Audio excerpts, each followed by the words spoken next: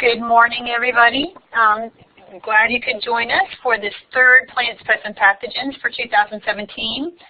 So we've got a great guest speaker for you today. So I want to make sure that we get started right. And first of all, know that you can use the chat box if you don't have a microphone.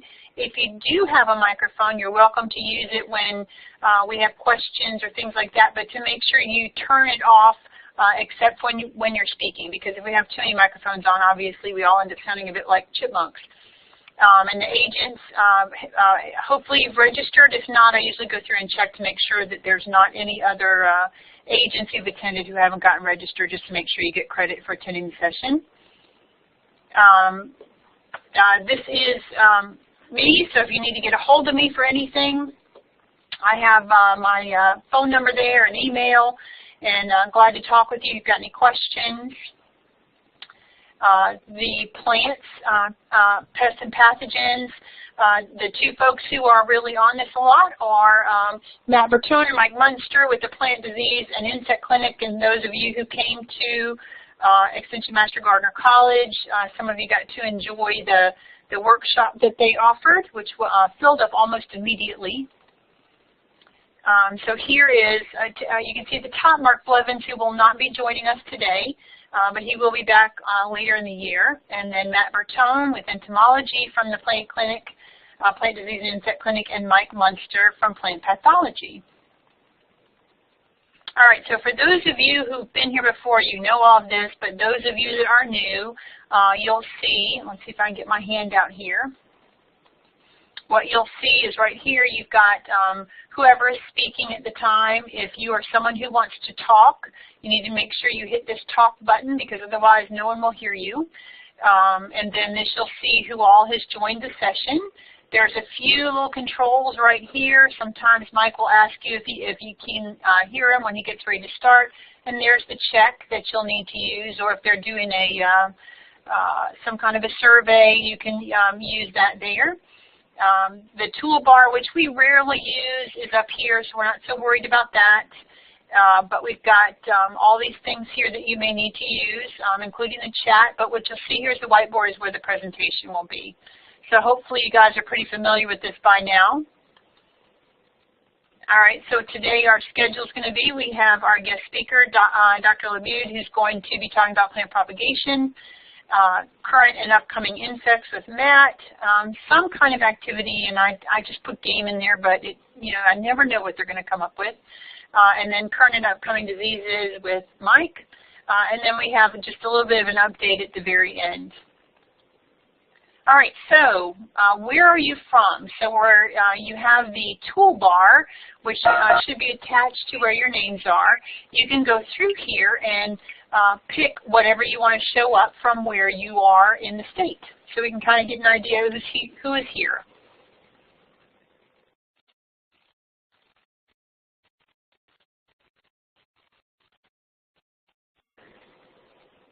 So they have smiling faces.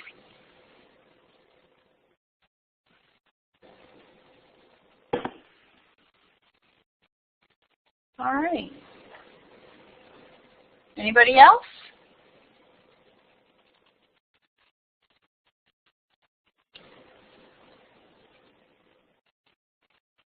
Awesome. Well, great. Glad you all could be with us. So thank you.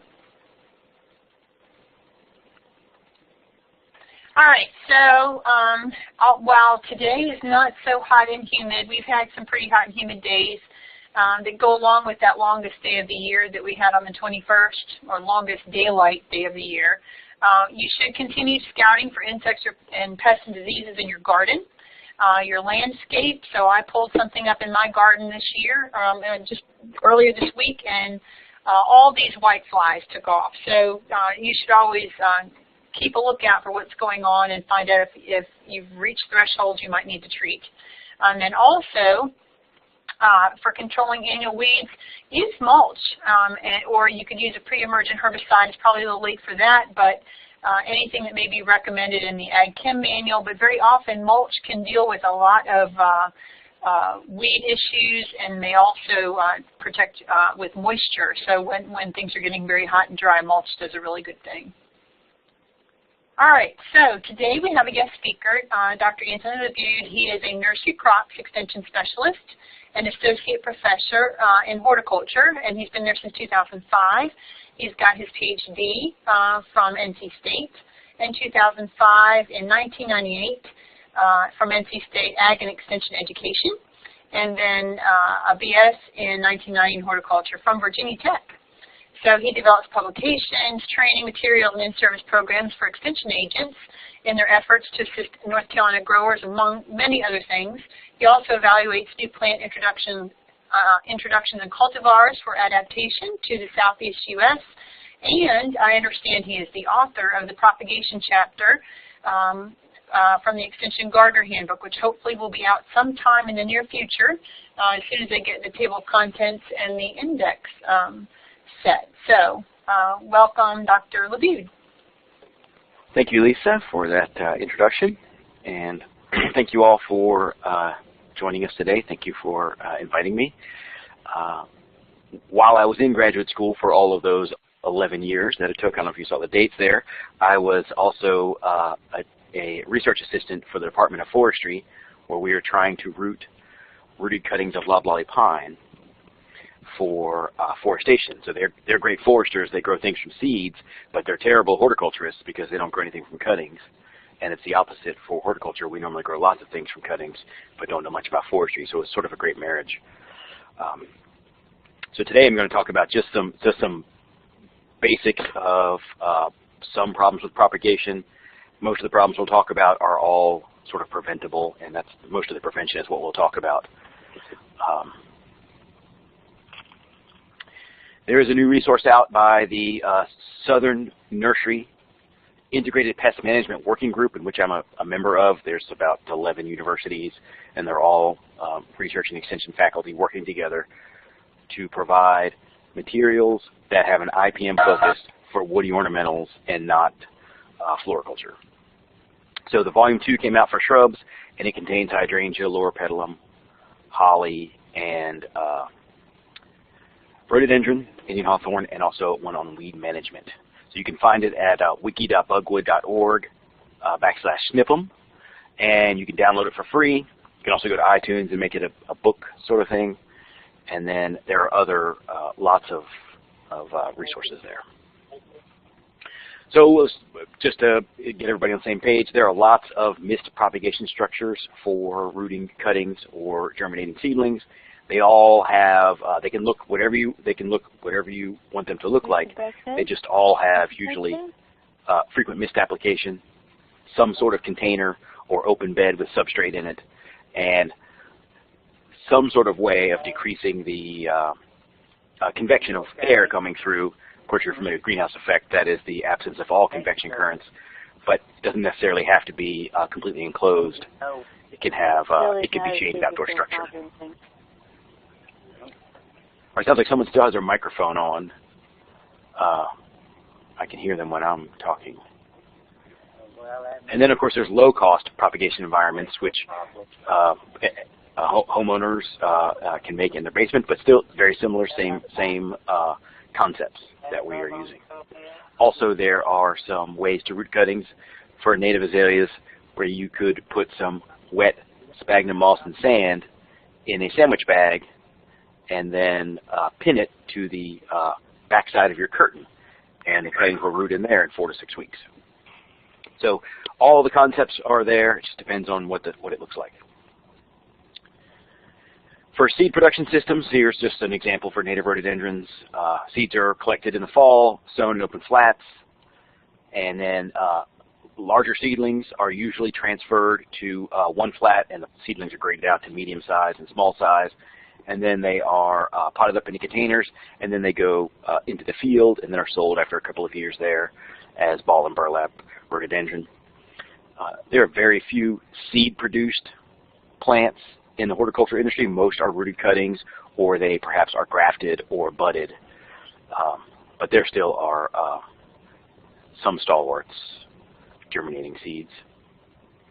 Here is a system for producing October Glory red maple.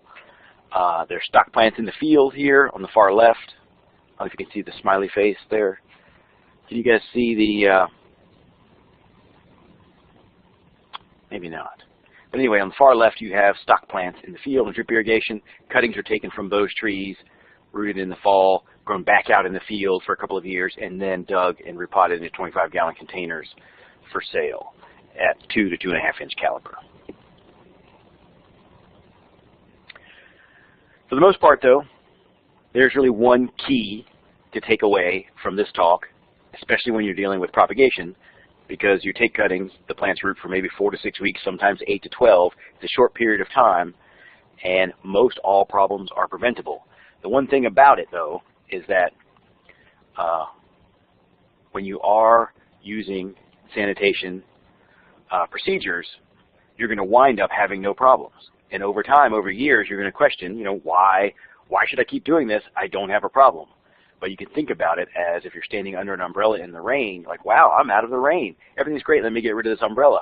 And then you, of course, get rained on again. So you have to continually believing that sanitation and prevention of pathogens in the whole entire propagation chain from stock plant all the way to sale is one of the most important things to focus on. In the nursery industry, you can think of any plant that's common, hydrangea, rose, any sort of holly, ilex, rhododendrons, azaleas.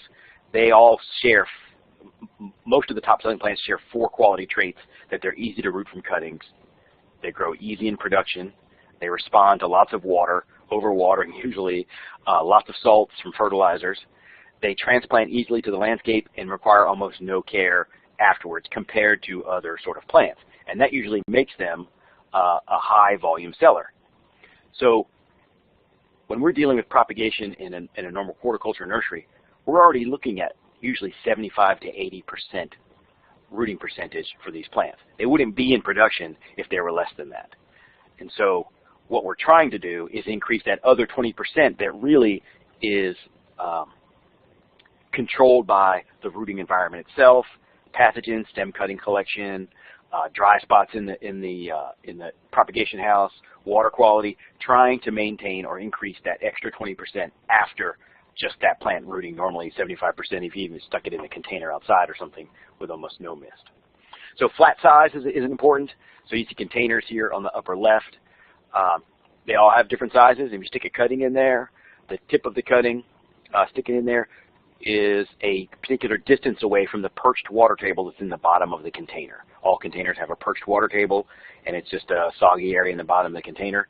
The further away the cutting is, the less likely it is to rot, but some plants like a lot of moisture. So hibiscus perhaps, let's see, red maple, you might use short flats for them because they don't mind sitting in water. But other plants like witch hazel that are difficult to root, they may require a deeper flat in order to be farther away from the moisture. But then you have to manage the mist.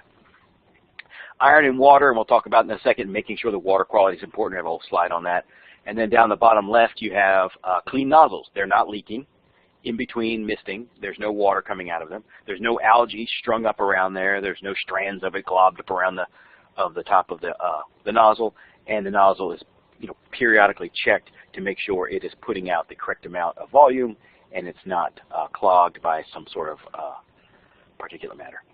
And the bottom right, every time you're misting, or at least after maybe cuttings come off mist and you're misting them overhead, there's always dripping that occurs. And this particular propagator tied a towel underneath of each one of those mist heads and is catching any of that dripping moisture that's coming off in that towel, and the fan blows it dry. So of the 10 or 20 cuttings that might be under there, he is getting them to root and not die by that small little trick. Other prevention techniques, of course, is sanitizing the working environment where the cuttings will be cut to length, dipped in their rooting hormone, and then set in the tray and also cleaned afterwards using gloves and other sanitation techniques, especially for clipping tools. If nurseries produce boxwoods, they need to be boxwood compliant according to NCDA, and part of that is making sure that no one outside the nursery walks into an area where boxwood is being produced, and if they do, They need to wear some sort of covering on their shoes, and that's a very good practice for pretty much any nursery that's doing propagation, is to keep visitors out of the stock plants, maybe out of the propagation area. And on the far right, the top right, you can see that visitors are allowed in, but they can't get past this little barrier that also acts to block wind movement over the cuttings to keep it moist and humid as much as possible without having to mist. In the bottom left, you can see lots of stock plants in the field.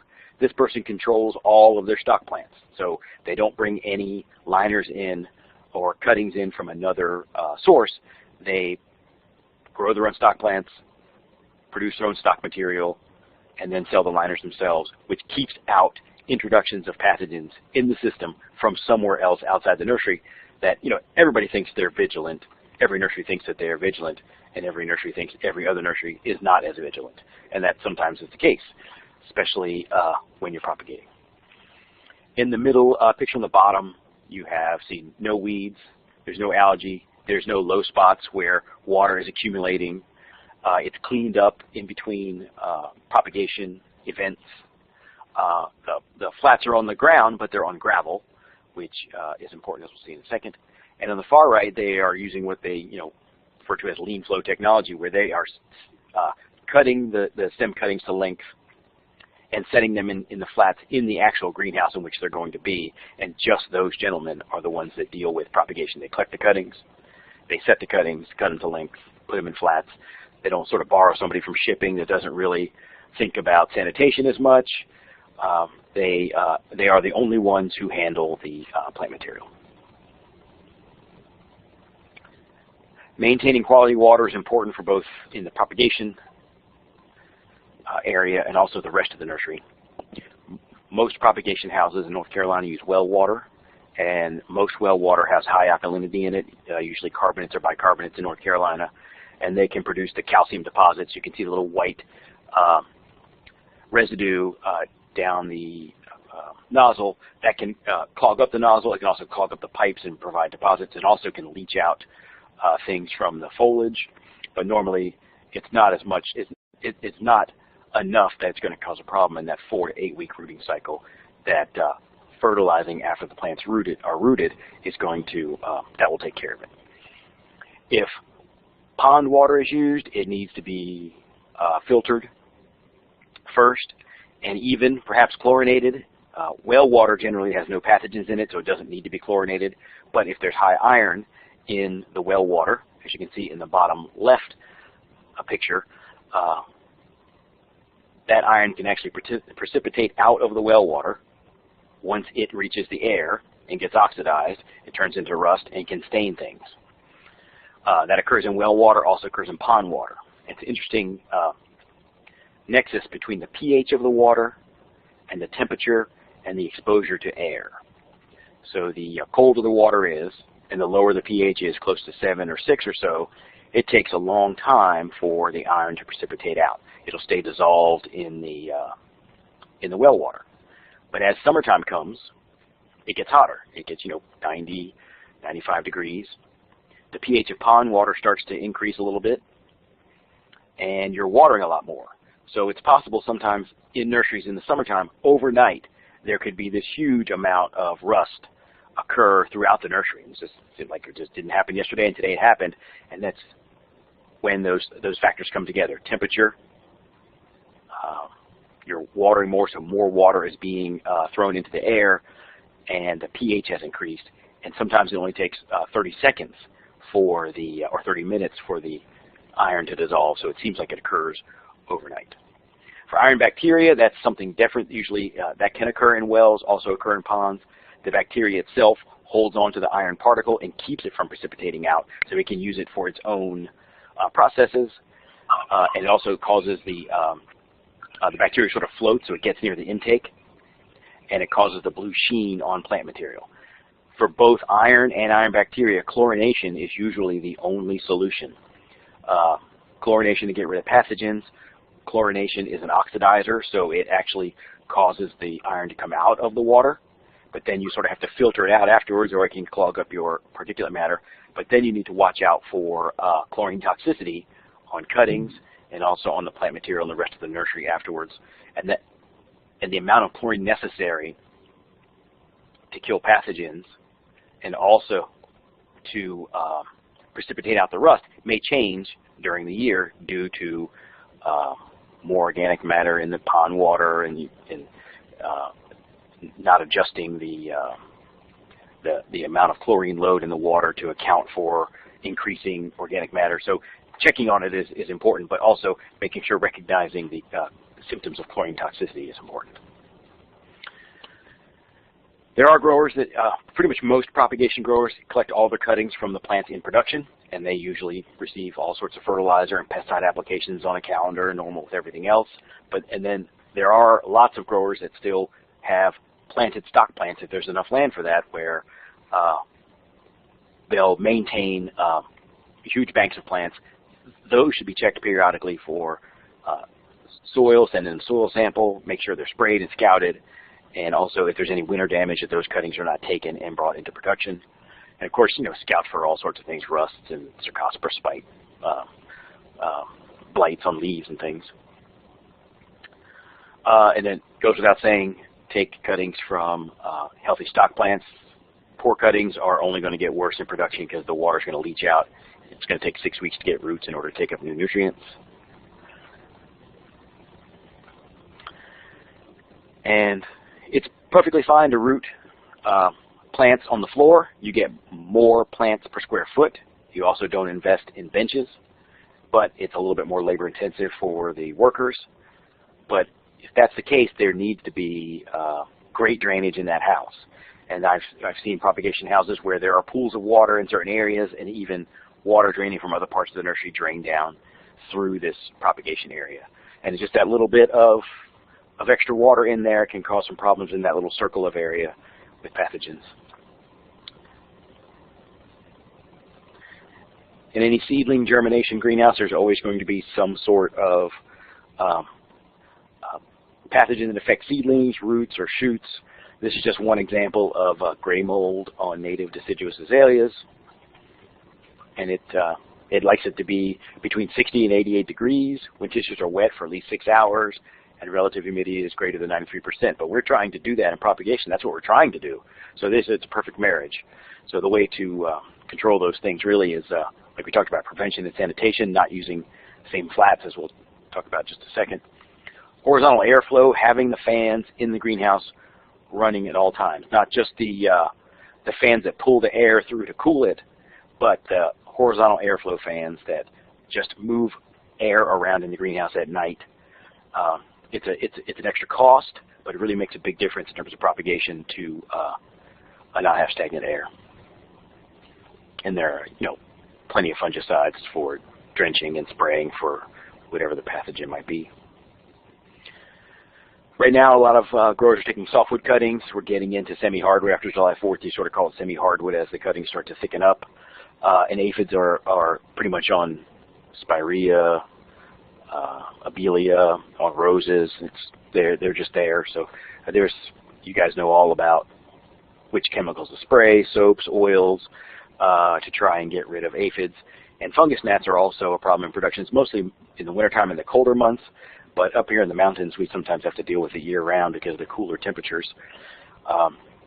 There are a number of pesticides to control the adults, but then you also need to control the larvae in the substrate itself, especially if it has high organic matter like peat moss, which is, we root in a lot of peat moss, maybe sometimes 1 peat moss to 1 perlite, or add peat moss to pine bark.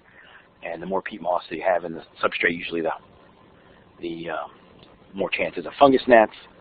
And I think that there is some biological control like Bacillus thuringiensis or BT for controlling the fungus gnats, but you've got to build up a colony in the flats, sort of almost like a weekly drenching to prevent fungus gnat buildup. I'm sure that there's more ways to control them now, but they seem to be the most common insects in propagation houses.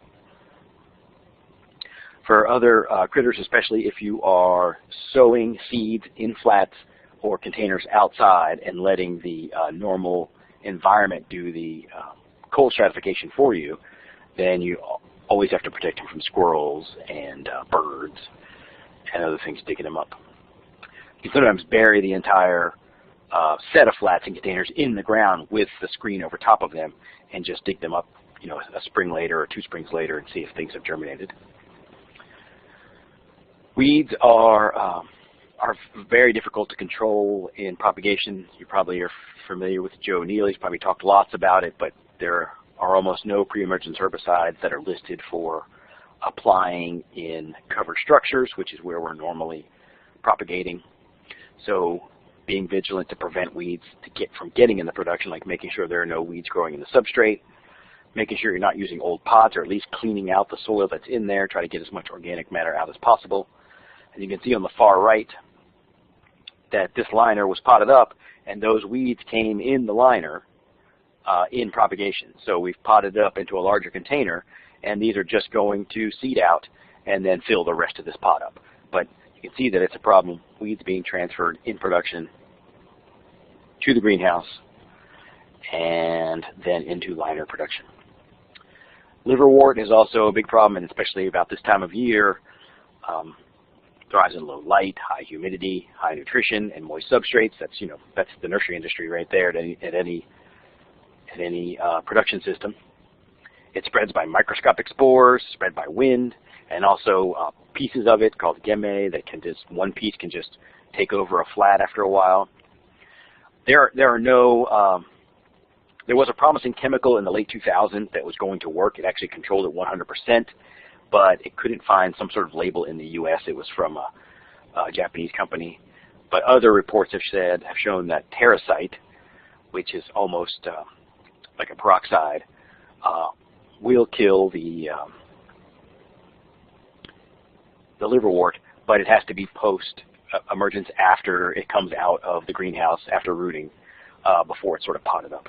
And there are plenty of home remedies. I've seen people use vinegar and some other things, but there's no actual labels just yet. But that's an important part of trying to keep that out of production. So sanitizing the propagation house between crops, that's difficult because sometimes they come off the bench first, the other half isn't there yet, so you can sanitize half the bench but not the other, and there's always debris falling in the floors in there, so it's just being vigilant to try to clean up in between crops is important. One way to try to prevent pathogens and weed seeds in production is through steam sterilization, and there are some old standards for using steam sterilization. So at 140 degrees Fahrenheit for about 30 minutes kills pathogens. That leaves many beneficial organisms in case there is a reinoculation, then they may be able to control that outbreak. Or at 180 F for 30 minutes kills most harmful bacteria, fungi, nematodes, insects. Doesn't leave much room for if there is a reinoculation, it could spread very quickly. And there are some all the way at the top of this thermometer, few resistant weed seeds, resistant plant viruses that need to have 200 to 212 degrees Fahrenheit in order to be killed. In the Pacific Northwest, they had a big outbreak of Phytophthora ramorum a decade ago.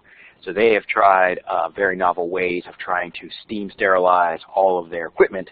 So they've been renting or purchasing those giant storage containers and then getting steam equipment to steam the area in there, and they've reduced the number of weed seeds in production, and also Phytophthora ramorum. And they're working on, other protocols for other pathogens other than Phytophthora. But that's sort of a large-scale way to do it. There are hot water dips that James Altman was out at Oregon State at one time, and now he's with the USDA in Ohio. He works a lot with weed seeds and found that dipping trays in hot water will kill up to 194 degrees. It would kill creeping wood sorrel and also bittergrass. Those are, as I said, some of the most difficult weeds to control. They need lots of heat in order to kill them, and there also seem to be big nuisances in most nurseries across the state.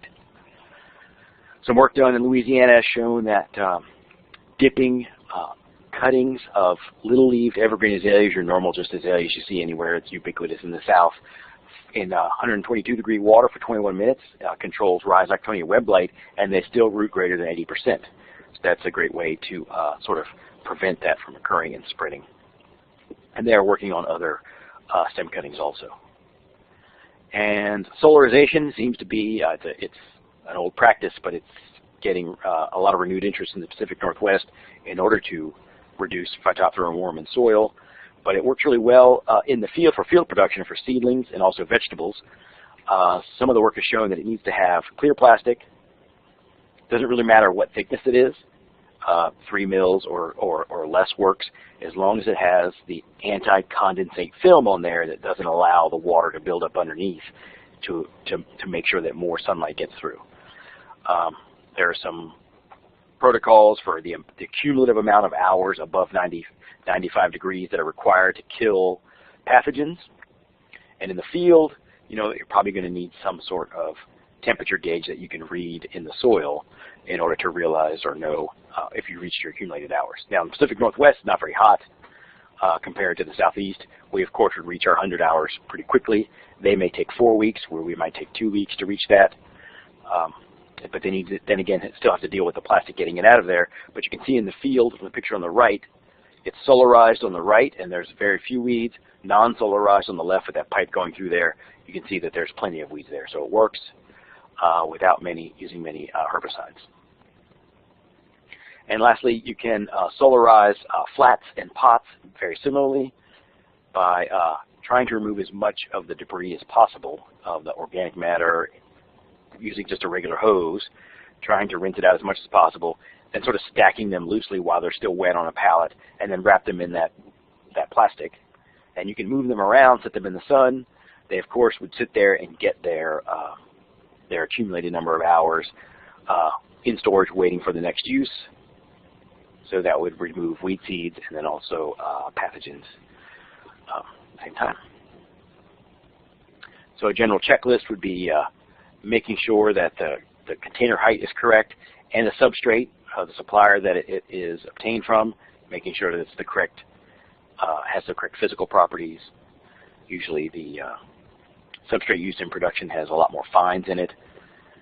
Making sure that combination between the two works. Clean and sanitize everything every time. Continue doing it even if there's not a problem. That's the important part. And using the appropriate amount of mist. That comes with experience for most growers. And then monitor and scout for pests during rooting. Of course, using yellow sticky cards and getting in there and looking. But really, it's preventing. Don't let the pathogen or the insect get in the greenhouse sort of in the first place. And there's a lot less problems to deal with. I think that's it. Thank you so much.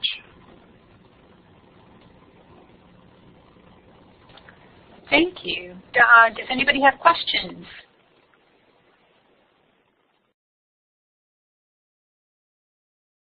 If you have a mic, you can speak or you can enter it in the chat.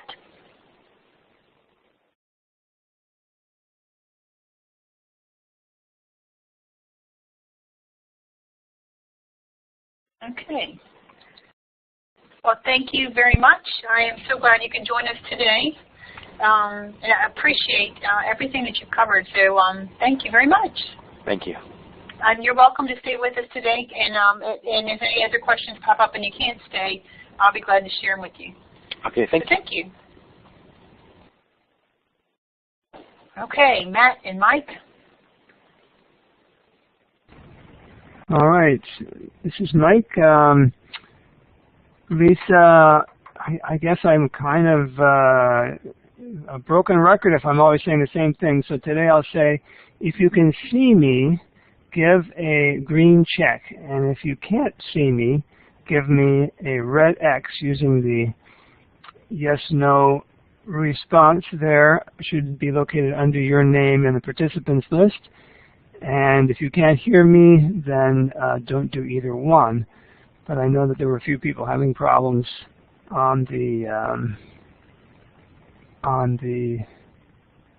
with their audio earlier, and hopefully everyone has gotten that straightened out. I saw that coming through the chat box. All right. So it looks like 4 people can see me. That's amazing, and 20 cannot out of the 56 participants. So I hope that doesn't mean that half or so are unable to hear. the mellifluous sound of my voice, but I'm sure that we would have. I've got Donald Fox says, can hear but not see. Yes, Minda, I'm just joking. You shouldn't be able to see me. I just want to say something different this time. I want to make sure everyone could at least hear me. All right. Well, let us begin. Let me give the nutritional warning here that this presentation will be lactose-free and contain no trans fats, but there will be traces of gluten for those who need to know that. I want to begin, though, with the actually 3 mystery photos to get us started here. This was a photograph sent in to the clinic. Someone wanted to know what this was. You don't have to write anything down. Don't put anything in the chat box or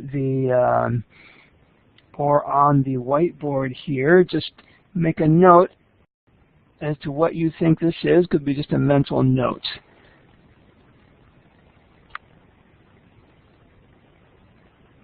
I think this is an azalea or rhododendron leaf. I'm not sure. Our mystery photo number 2 to get us started is this. This photograph was taken by Matt earlier this month.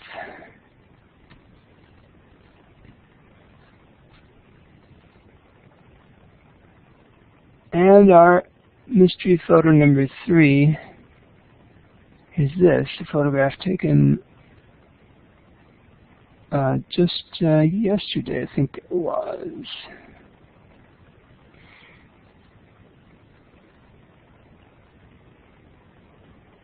All right, I've titled today's presentation. We'll go back to these as we go through the program today. I've titled today's presentation, The Best Laid Plans of Molds and Mildews Often Go Awry. And with apologies to Robert Burns, I've been doing this year sort of features on different groups of plant diseases. And today I'm going to, under this title, talk about 2 of those. Actually, one of them is in disease, but we'll see what it is exactly. I first though want to clarify a little bit of terminology. We throw around the words mold and mildew, but what do those really mean? Well, both of them are terms to denote the visible growth of fungal mycelium, those threads, those very thin threads, one cell wide of the fungal body, but you get enough of them together and they can be visible as what we call mycelium, and or the spores that are produced by those fungi. So these are groups of fungi, but neither one of them is a technical term. Now, if you qualify it, if you say powdery mildew, downy mildew, gray mold, then you're talking about things that are referring to specific groups of fungi, although some of them can have multiple and confusing meanings, such as blue mold. It means one thing on tobacco and it means something else on tulip bulbs. And the first specific group I want to talk about are what are called the slime molds. These have also gone under various other names. Probably the most familiar one is the myxomycetes, and they are not fungi at all. In fact, fungi are more closely related to animals than they are to this particular group. They are more close to the fungi than they are to, let's say, plants or even the oomycetes, the water molds, but they are not true fungi. And the reason that I'm including this in today's program is because for some strange reason, right around the 30th, 31st of May this year, we got several inquiries through the database. Dave Steffen brought one in that I'll show you later, and maybe email as well. But for some reason, a lot of questions were coming in about what turned out to be slime molds at that particular time of year. And I put identifications on these photographs. Some of them I've seen in person, some of them I have not. I just saw the photographs. But these should be taken as tentative identifications to the species that we'll be looking at. The first 3 I'm going to show are the probably top 3 in terms of producing large numbers of fruiting bodies, or sporangia. There are other names that are used as well. on plant surfaces. So they may come up in the course of your work as a Master Gardener volunteer or extension agent, and now you'll know what they are. One very common one is Physarum cinereum. So the word cinereum there gives the idea that we're talking about something with an ash gray color to it when it's mature. That wasn't clear in this photograph where exactly it was coming from, presumably Wake County. It was provided by Emily Miller of Lake County Extension on the 31st of the year, and it was growing, in this case, on a soybean and also in the residue in this field. And you see a nice pattern there following the veins even of the first true leaves on the soybean, also on the hypocotyl. This is here a picture about the same time of a sample that came into the clinic of a sweet potato vine that had probably the same slime mold on it. And you can see it's a little bit closer. You can see the kind of irregular shape to these little bodies. They're covered with a thin peridium or covering that when it breaks open releases the darker spores inside. In fact, I should mention the one that came in the soybean. I think that was the one where, yes, Emily did suspect a slime mold because she noticed the slimy texture to it. Now, by this stage, of course, it's going to be a dry texture. Our second one is, in fact, the answer to the mystery photo number 1. This particular slime mold goes by the name of Diachea leucopodia, so whitefoot. You can tell, a little hard to see and kind of fuzzy, but there's a dark head on this, which is the actual sporangium that contains the spores, and there's a white stalk that attaches it to the substrate. It is, or was in this case, present both on a leaf surface and also on the mulch that was present in this particular garden. The third one is one that we see the most often and is the answer to Matt's mystery photo. And I'd like to start this by going back to the early 1970s. I don't remember the year exactly. I think I read later that it was 72-ish, and it was all over the papers, even up in Minnesota where I lived, that there were these things in people's gardens in Texas that were coming up, these blob-like unknown organisms, that they were kind of creeping around, and people would chop them up with a hoe, but that didn't seem to do it. And then the woman came up with some kind of a tobacco tea that she would pour on it to kill them.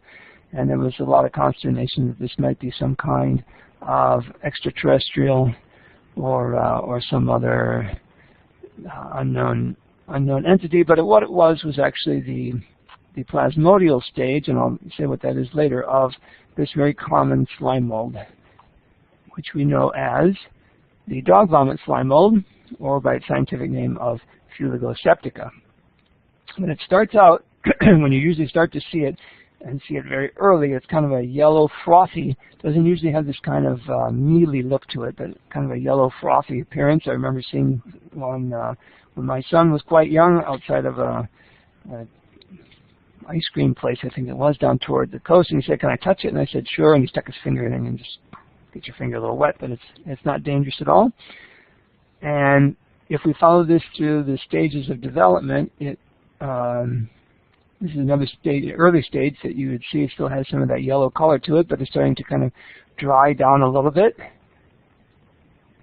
And later yet, it will develop dull pinkish colored crust on the surface.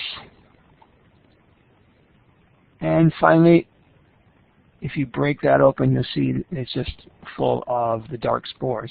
Now, does anybody notice what every one of those previous pictures had in common?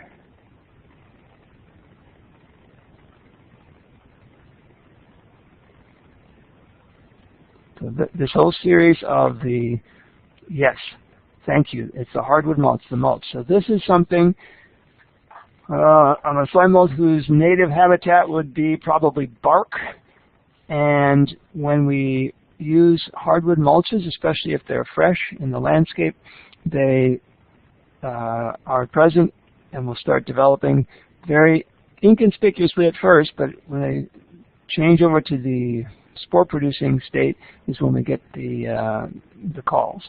And the good thing about this is that these are not harmful.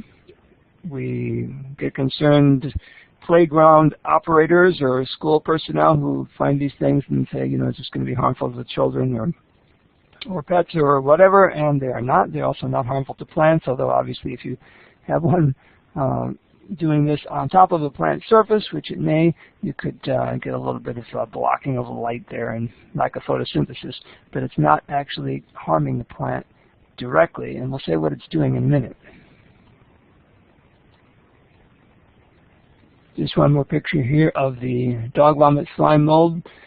You can oftentimes see this coming up on inert surfaces like brick wall in this case, or a lamp post or that sort of thing, as well as plants. So those are the big three that you'd likely see on plant surfaces and get inquiries about. But here are a few others that you might find on dead wood or on the forest floor that are quite beautiful, actually.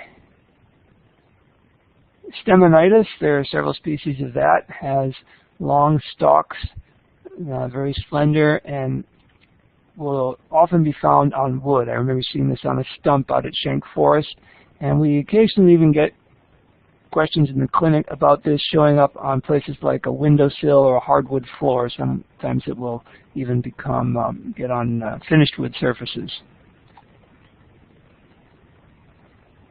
Here's a picture that Matt had of what I believe is a Lycogala species. It looks kind of like some bubble gum that got thrown there, smooth round balls. Yeah, I should note for that last one that is much more pink in real life. All right. And this one, true to color, Matt. This is another Matt photo here. Yeah, this one did look like this. This one is, I'm not sure what this one is, but it seems like it may be a species in the genus Trichia. And you'll notice that, especially if there are only a few of them, you could easily mistake this for some kind of insect egg mass. But the key there is once it's mature, you'll notice that instead of being filled with either an insect larva or a parasite, parasitized egg, something like that, you'll notice that it is filled with spores. In this case, they're a yellowish mass of spores. If you look down in this corner on the left, here, you can see where some of them are broken open. So that's your clue that you're dealing with the slime mold. And then this one. I had never seen this one before until, again, that last couple of days in May, Dave Steffen, retired entomologist, brought this into the clinic on some rotting wood, and Matt took a series of pictures of it. This would be an early stage of development of the fruiting bodies, and then a later stage, these tube-like sporangia developing. Technically, I think they're pseudoethelia, but we'll call them sporangia. Almost like a little flower, and then eventually matures to this brown color and filled with brown spores, similar in color to the outer surface there. And this is a tubifera, and I put the name ferruginosa, one of the common species, although I'm not enough of an expert to say for sure that that is the one that it is. So, what are all these things doing? Everything that we've shown you so far has been this fruiting stage, sporangia or the athelia in the case of the dog vomit slime mold, a different term, but basically the same idea. I guess you could say that one or two of the pictures of the dog vomit slime mold and the first one of the tubifera, the reddish one, would be this very early stage. But what's it doing for the rest of its life, and why is it not a problem for our plants? Well, it turns out that the life cycle goes something like this. These spores will, they don't really germinate. They break open and the protoplast comes out of them. It can take one of two forms, either a swarm cell, which would be a flagellate swimming type cell, as you see here, or they can be an amoeba-like cell called mixamoeba, or plural mixamoebae. And it turns out that these are can change back and forth from one to the other, and they go about their business as amoebae would, until at some point you get two of them fused together, and then the nuclei also fuse, and you have what's called a plasmodium. And it's very interesting. These things will do synchronous nuclear division, so the nuclei divide all at the same time, and you get 2, 4, 8, 16, and so on. But the cell, no cell walls form at all. There's no cell wall around this. It does have a membrane, but there's no divisions within it. So it's a large multinucleate structure at this point here, which may be brightly colored. It could be a bright yellow or red, maybe white, but they're very inconspicuous. They're going to be between the bark and the wood. They're going to be down in a leaf litter where it's nice and moist, and they actually displace themselves. It's not like a fungus that sits in one spot and grows in all directions. It actually will ooze, crawl, creep through the leaf litter, through the bark, along the bark, excuse me, and probably between it and the wood where it's moist, and they engulf little bits of bacteria, organic matter, and so forth, and continue growing.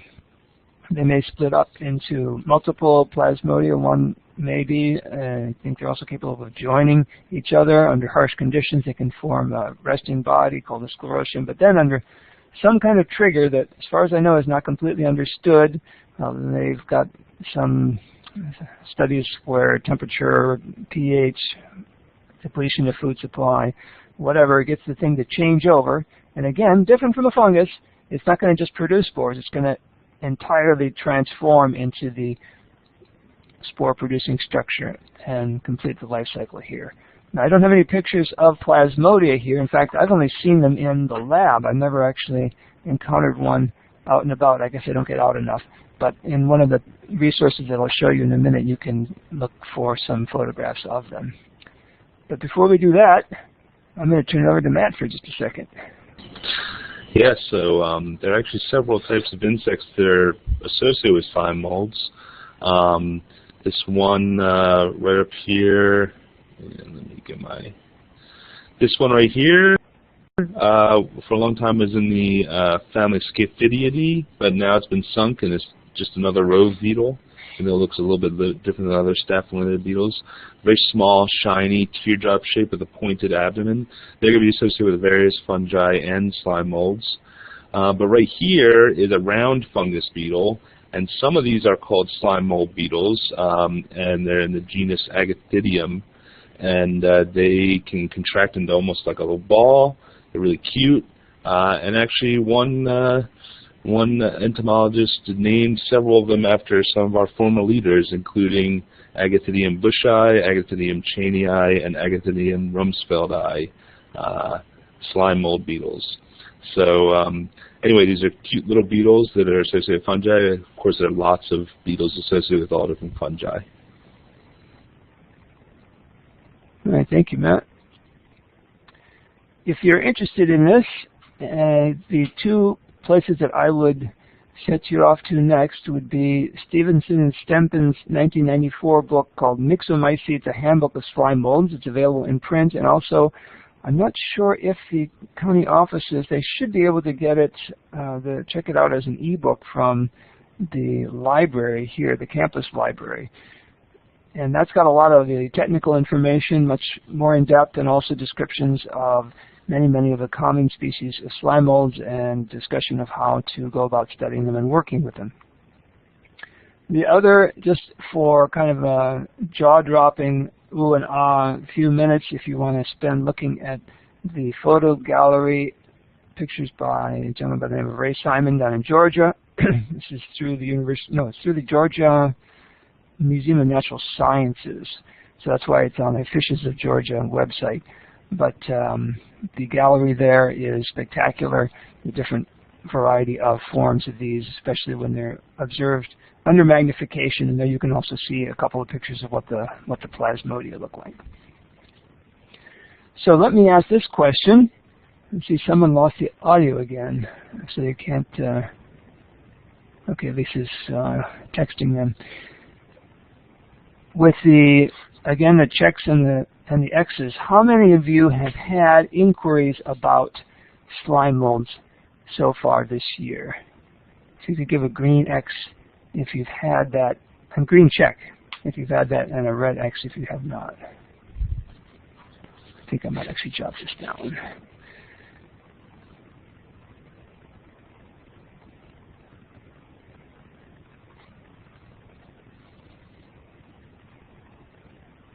Give another couple of seconds here. I'm just picturing people who may not be at the actual computer but have been watching on the screen, kind of stumbling toward the controls there. So I'll give you a moment.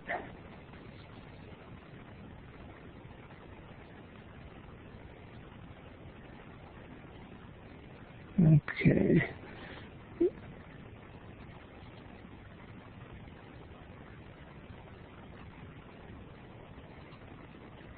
So we've got, oops, excuse me, 14 folks who have not, and 8 who have, and then 34 not responding. I'm going to clear these out.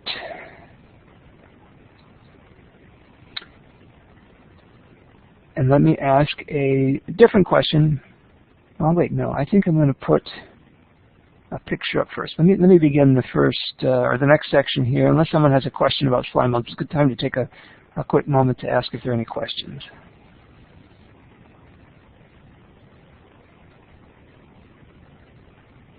All right, if not, then let me show you a picture, a couple of pictures here. One, caveat emptor, that's not a scientific name, that's just the old Latin admonition, the buyer beware. We have seen, I saw in samples of Coreopsis coming from different nurseries and greenhouses this year, 3 different bacterial diseases. And I've also seen things that look like bacterial disease in Coreopsis out in the garden centers. So definitely be on the lookout for that, kind of emphasizing again maybe what Anthony was saying about sanitation and vigilance, and don't buy things in that seem to have disease on them. Another possible example of the same phenomenon, there is a tiny little grapevine that my next door neighbor behind us planted, and I was out with him looking at this the other day and saw that there seemed to be something wrong here with the leaf, and I took a close look. There was this whitish fuzz on the underside of that leaf. Now, this is not a slime mold, but does anybody know what this is?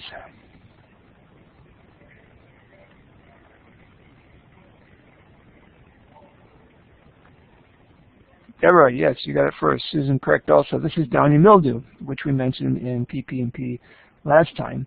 But since we've already did talk about downy mildew, the reason for putting this in, excuse me, is the idea that this is a fairly recent purchase also, actually at a farmer's market, I think he said. So again, emphasizing the importance of always inspecting your material when you buy it. But since we're not going to talk about downy mildews, we talked about those, but we're going to talk about powdery mildews. And I'm going to start out then with the question here. I'll clear the checks and X's again and ask, how many have had inquiries about powdery mildews this year, and how many not? So a green check if you've got questions about powdery mildews in your office, and a red X if you have not.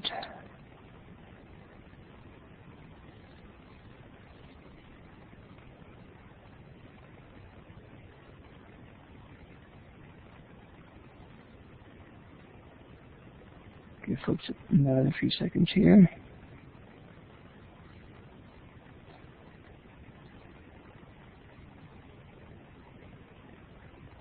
All right.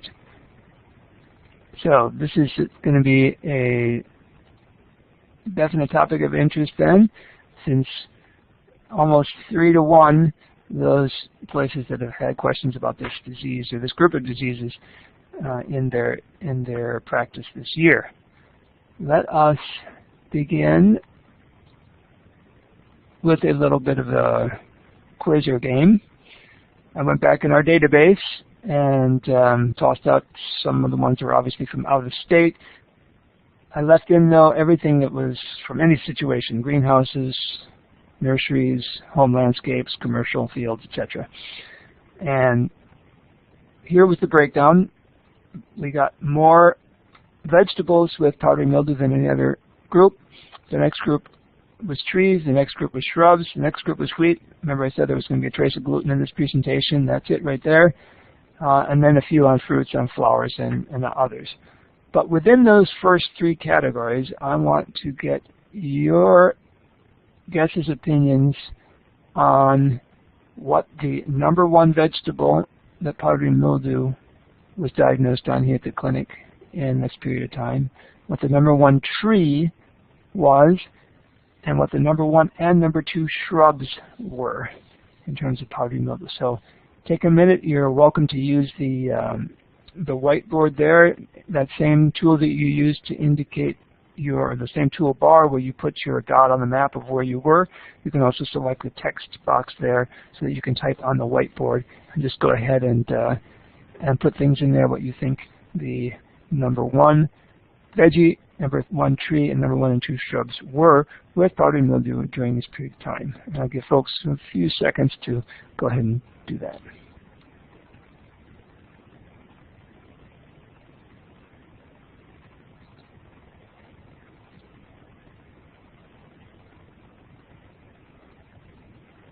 Oh, and an apology ahead of time. I see some people are putting it in the chat box, which is fine. The mobile app, I don't think. Lisa, do you know if the mobile app is now able to interact with the whiteboard or not? No, I don't think that they can. I usually have that slide up and didn't see it there today, so I must have used an earlier version of this. But yeah, the whiteboard folks are the folks that are on iDevices don't have an easy time of doing this sort of thing. So the chat would be the place they could do it if they can. Okay.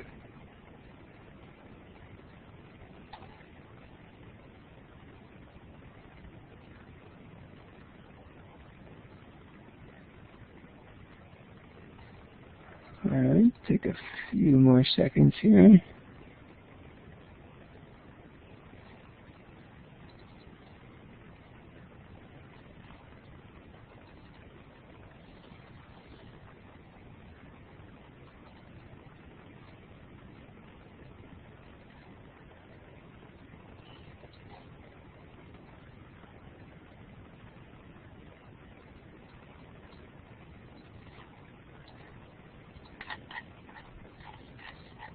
All right. So let's see what we have. Dogwood, dogwood, dogwood. Cucurbits, azaleas, Cuba hydrangeas. Interesting. Okay. Well, people are really, and what I'm seeing in the chat box, what you're seeing is what we are seeing here in the clinic, pretty much. Our #1 veggie was squash, if you include pumpkin. And there were other cucurbits also involved, a little cucumber, a little cantaloupe, a little watermelon, but squash being #1. Oddly, second after the cucurbits was tomatoes, but nobody mentioned that, and I wouldn't either. Well, I guess I just did, but that is more of a greenhouse problem than something you would see in the home garden. #1 powdery mildew is, in fact, dogwood as far as trees. The also-ran trees would be the oaks. You may see it on elm. A few other things. Crepe myrtle I saw was mentioned there. And we didn't actually get that as a clinic diagnosis that I remember during this period of time. But, of course, the older cultivars of crepe myrtle are quite susceptible and get heavily even on the seed pods. The #1, and the C. Marshall got it there, the #1 shrub where this was diagnosed was rose, and the number 2 is euonymus. Hydrangea was mentioned by some folks, and that was in there as well. Someone said hemlock. I'm not sure about that. I don't know that I've ever seen it. It might be something else. It'd be interesting to see. Folks have mentioned peas. That has been reported, and other legumes. But the number 1, number 2 shrubs here would be the rose and euonymus. And of course, there are quite a few others as well. I'm going to be mentioning one of those as an honorable mention in a second. But before that, just a little general information. The powdery mildews are in fact true fungi. So unlike the downy mildews, which are oomycetes, or the slime molds, which are completely on their own group, these are true fungi. Most of them are specific, I would say, to host families at least. So you're going to see a powdery mildew on a cucurbit. You wouldn't expect that one to be getting on your rose, on your turf grass, on your crepe myrtle, etc., because they're going to be in different families. That said, there can be more than one powdery mildew on a certain kind of plant. Famously, there are 2 that get on the cucurbits, but we, at least in my experience, pretty much see just one of them. Powdery mildews are favored by moderate temperatures, not too hot, not too cold, by shade, and by high humidity. Now, there is, I think, a myth out there that rainfall is harmful to powdery mildews. But we've had a lot of rain, and I see that a lot of people have had questions about powdery mildews. What it happens is that even though, and this is true, free water, actual wetness, can cause poor germination or malformed germination of the spores of the powdery mildews. They can just get by with very high relative humidities without actually having free water. But if you have rain, of course, most of the time that means you're having a lot of high humidity as well. So it doesn't really work that rainfall should be expected to mean that you'll have fewer powdery mildews. Fortunately for ornamentals, it's not in most hosts a serious problem that's going to threaten the health or life of the plant, but it can be more problematic on certain fruit crops like grapes and on certain veggies, as we already mentioned, cucurbits. Now, going back to this question of powdery versus downy mildew, here are some slides I've used before in this program, but just to mention again, notice that with the powdery mildew, it can be occurring either on the upper surface or the lower surface of a leaf. So here's a leaf of a gourd, and we see nice powdery mildew on the upper surface. Here's a photo from Paul Mackenzie. I think this was a squash or something. I'm actually not sure, but it was a cucurbit. And you'll notice the spoliation of that powdery mildew on the underside. This is a picture on the right here. I forget if this was a cantaloupe or some kind of a squash. This is from back when, no, this must have been some kind of squash. This is when I lived in Mexico. And it also has these angular necrotic spots that are the lesions of downy mildew.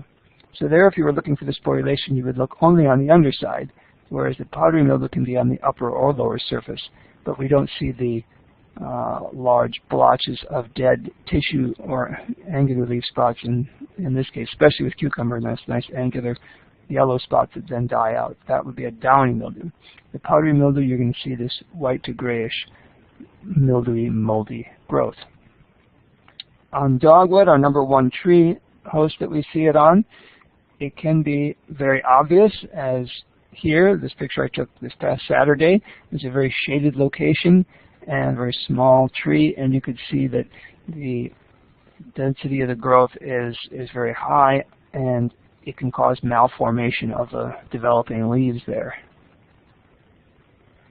The trick is a little bit later in the year, and this is one of the reasons why we get so many inquiries about it on dogwood, I think.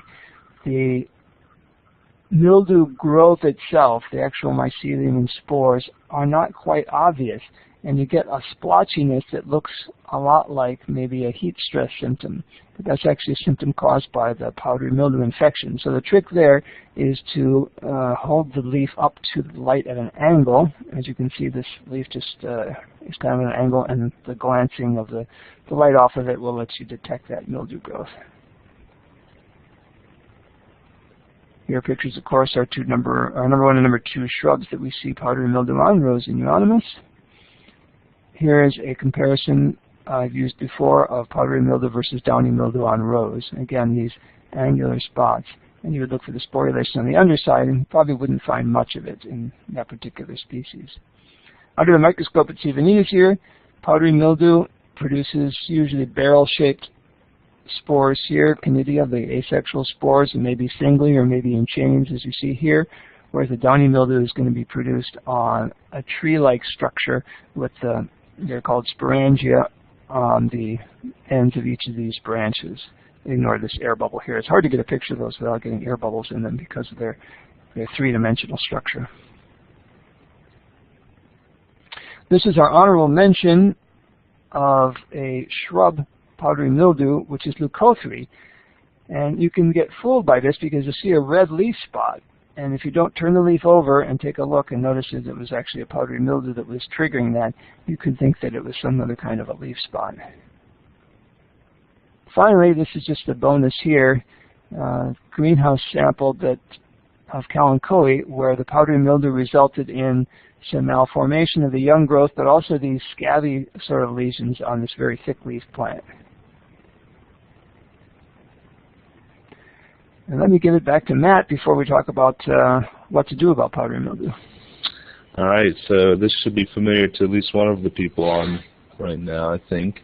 So Sean Banks actually sent this in. He sent in a photo of this.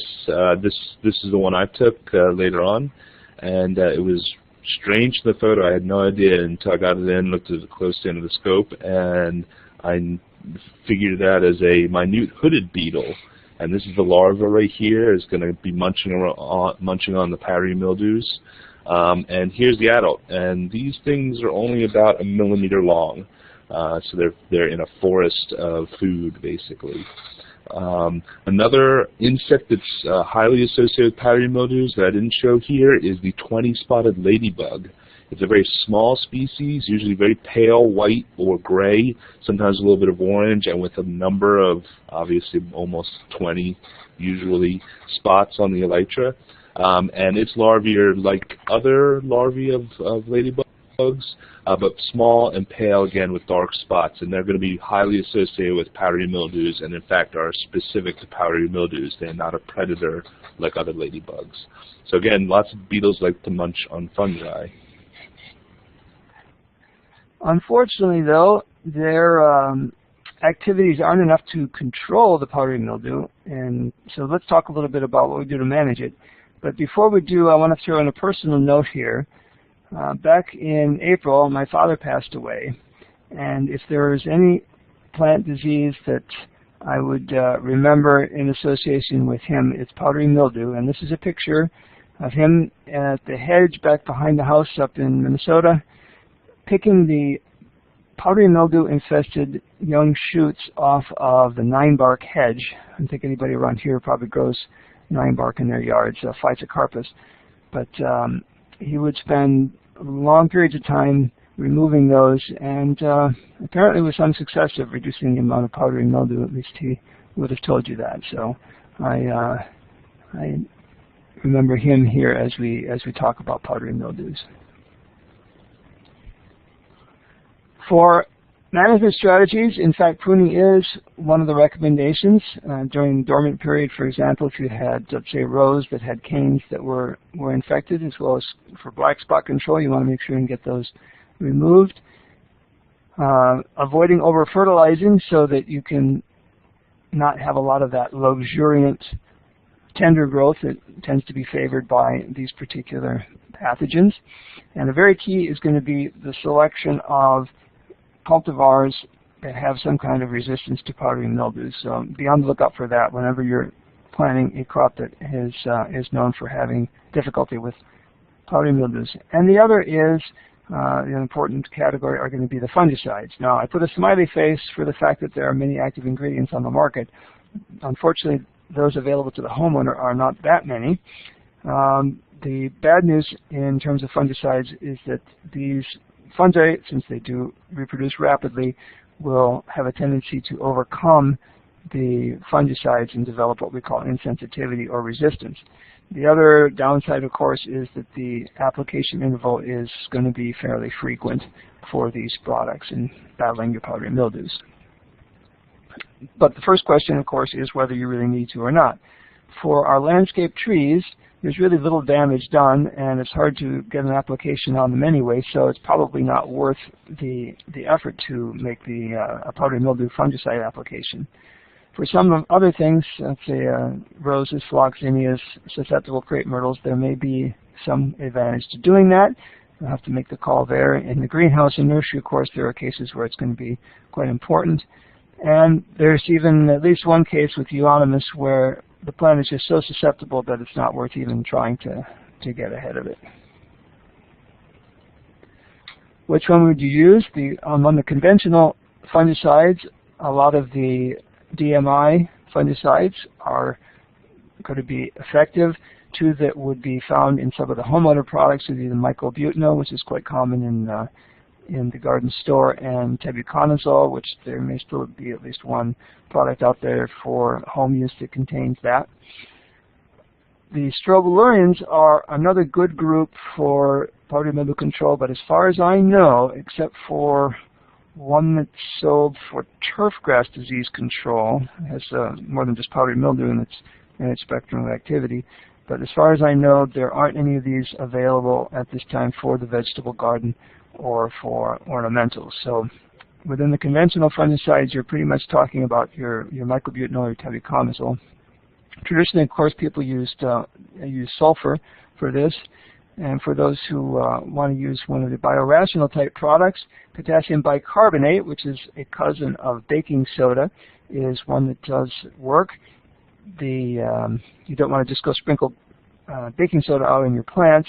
Look for one of the many available formulations in the store of the potassium bicarbonate. It's mixed with water and applied. Also, neem oil is one, and even some of the refined petroleum oils that can be used for disease control are going to give you some help against the powdery mildews. In fact, those oils will help the efficacy of the potassium bicarbonate.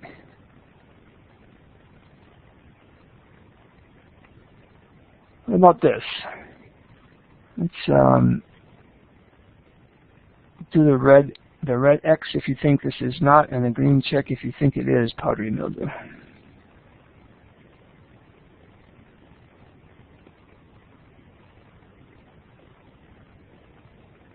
All right, I was not able to fool you. Everybody's jumping on this bandwagon.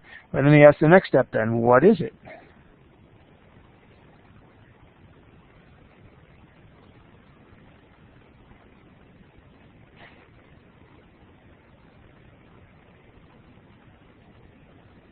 Okay. Gray mold, a couple of people say.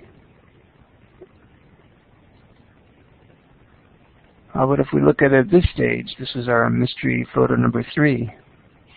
Nobody this side of Planet 9 would mistake it for a powdery mildew now. See all these black, but notice that it's got a coarser look to it than gray mold would be, than botrytis would have. And the place this came from, this is a male flower from pumpkin. And the fungus is called Coenifera. This is Coenifera, presumably cucurbitarum, and sometimes it will go from the flower into a fruit, especially on summer squash. It can happen on cantaloupe. I'm hoping it doesn't happen on pumpkin because there's so much of it in our pumpkin flowers, but that may be a loss in itself if we get too much, because you can actually eat those. My wife has made quesadillas with the squash flowers. But this is something that's going to be enjoying the warm, humid weather right now. There's really nothing that you can do other than make sure if it does start to cause fruit rot, like in your zucchinis or one of your summer squashes, to keep those picked off. There may be some benefit in having good air circulation and not overhead watering to reduce the amount of moisture. But I think with the weather that we've had, we can expect to be getting questions about this. It's really quite interesting. If you look at this under the microscope, the spores look like little footballs with kind of ridges. You don't see those very well here. And I should say, I didn't mention this with the earlier photograph, that scale bar of 50 micrometers, that would be a little bit narrower than human hair, just for reference.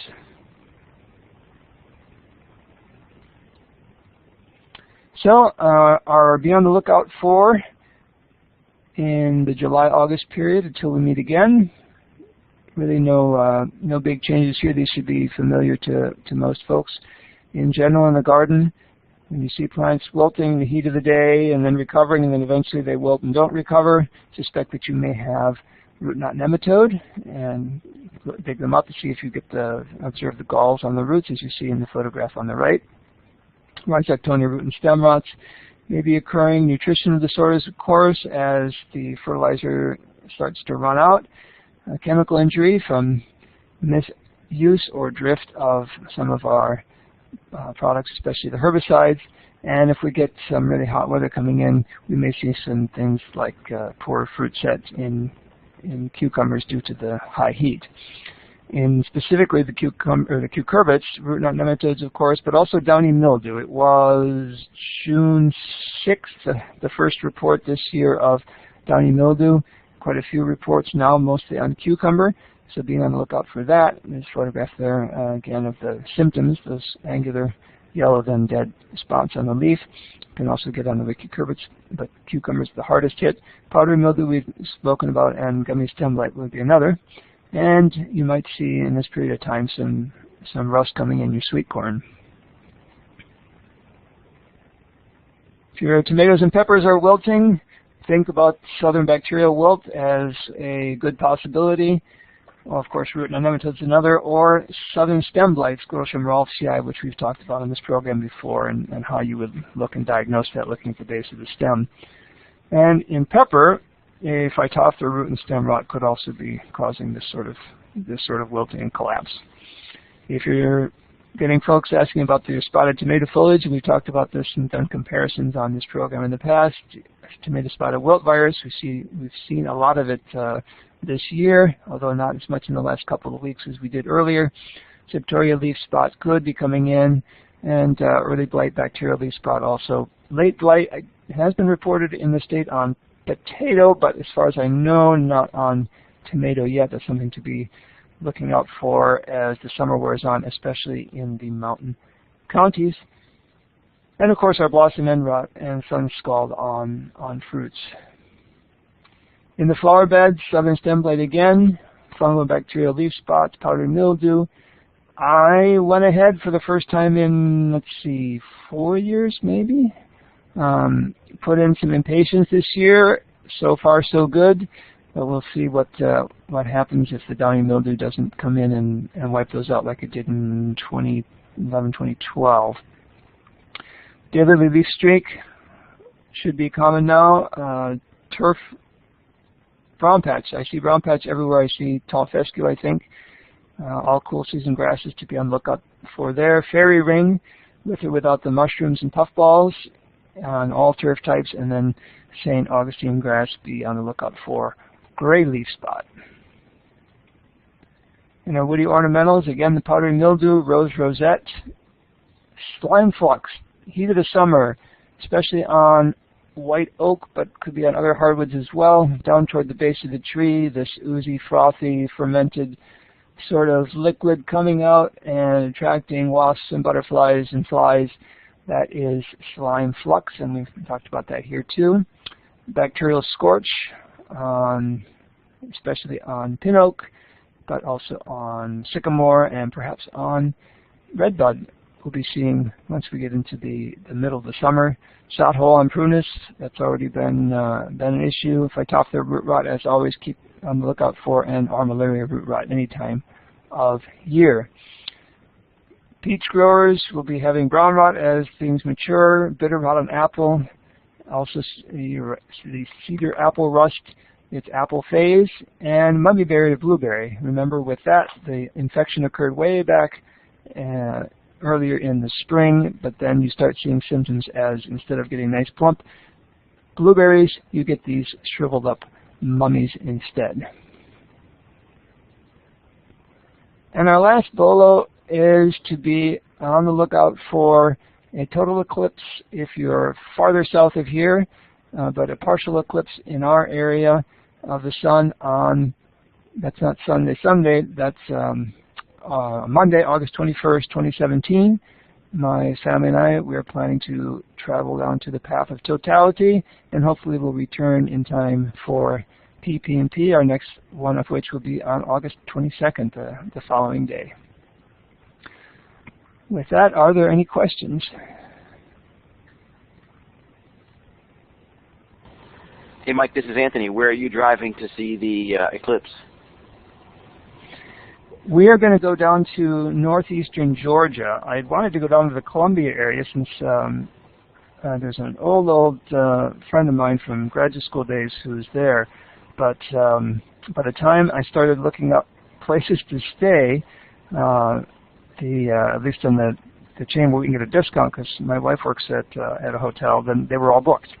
So we're going to go to a place in northeastern Georgia. If you go onto that NASA site, you can see the path. It goes all the way from Oregon down to Charleston, across the country. So there's a lot of different places and a lot of activities going on, and great information there. Certainly, yeah. I'm trying to look just north of Greenville, and it'll be in the total path. Oh, okay. Oh, wow. I envy you, Jane. Could be in the Grand Tetons for that.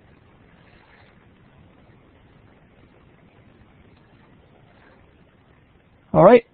If there are no questions, I've probably worn you out with molds and mildews today, but I'm going to turn it over to Matt to segue into the arthropods.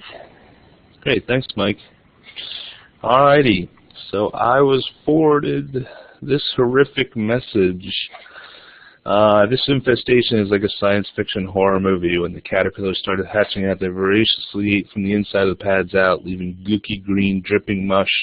Plant looked fine Sunday before the rain started. In 4 days it was decimated. Within no time the desiccated pads turned almost clear, turned floppy, and dropped off. Well, I'm not sure if you know what I'm talking about or what that's referencing, but out at the site we are talking about this type of thing happening.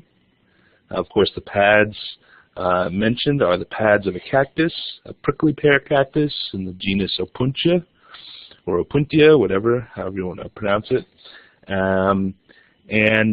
This is a very good sign of,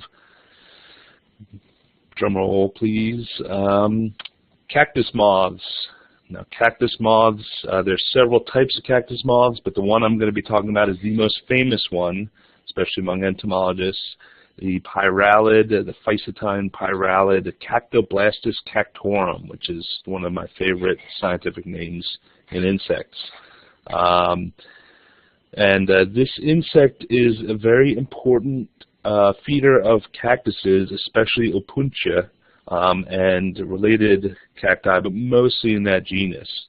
It is native to South America, from particularly Argentina, where it grows natively, but also Paraguay, Uruguay, and southern Brazil.